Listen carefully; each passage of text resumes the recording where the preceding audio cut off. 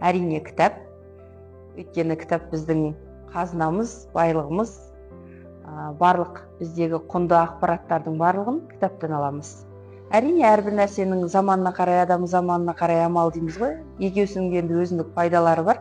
Бірақ қарапайым ғана бір мысал, егер де біздің интернетіміз ұстамай қалса, онда біз керекті ақпараттарды, мағлұматтарды дер кезінде интернеттен жүктей алмаймыз. Ал кітапта ол кез келген уақытта қол астыңызда, егер де өзіңіз ізденсеңіз.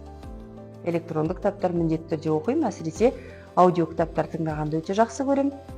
Себебі жол жөнекей біз секілді уақыты тығыз қарбаласта өзіміздің қазынамыз, білімімізді арттыру мақсатында үнемі тыңдап келем аудио кітаптар.